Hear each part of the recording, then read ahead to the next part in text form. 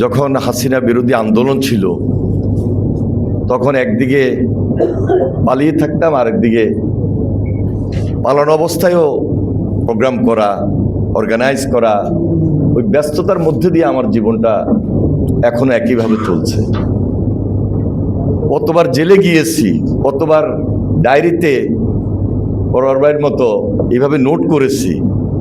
ওনার যেরকম লেখা হয়েছে আমার লেখা হয় নাই।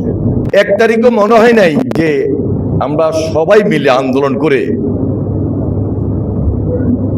এই যে ফ্রাঙ্কেনস্টাইন পদ্ধতিতে যিনি দেশ শাসন করেছিলেন, একটা ভয়ঙ্কর শাসক হাসিনার হাত থেকে আমরা রক্ষা পাব।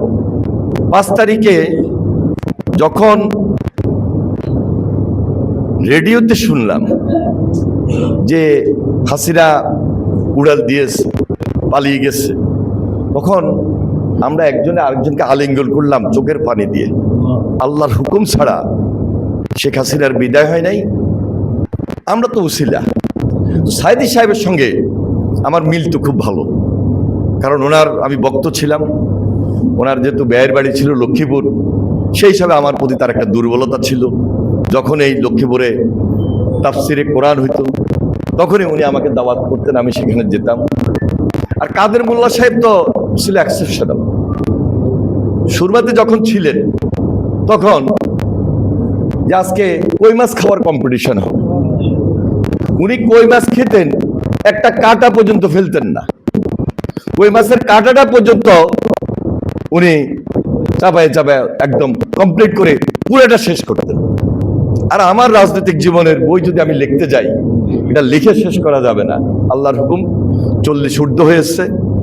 আমি 1980 সাল থেকে সরাসরি এই ছাত্র রাজনীতির সঙ্গে সম্পৃক্ত, প্রেসিডেন্ট জিয়ার সময় থেকে, ওনার হাত ধরে খালকাটা কর্মসূচি থেকে।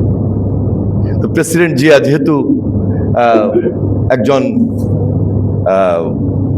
দেশপ্রেমিক নেতা ছিলেন, তিনি যে একজন মোমেন ছিলেন, ওই প্রকৃত মোমেনের পিছনে রাজনীতি করার সুবাদে আমি নিজের চেষ্টা করি তার আদর্শকে ধারণ করা। তার রাজনৈতিক দর্শন আমাকে উদ্বুদ্ধ করেছিল।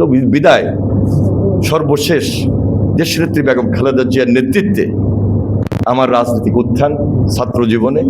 এখন পর্যন্ত অনেকেই বলে যে এখনো ছাত্রের মতোই লাগে, আপনার বয়স তো খুব একটা বেশি হয় নাই।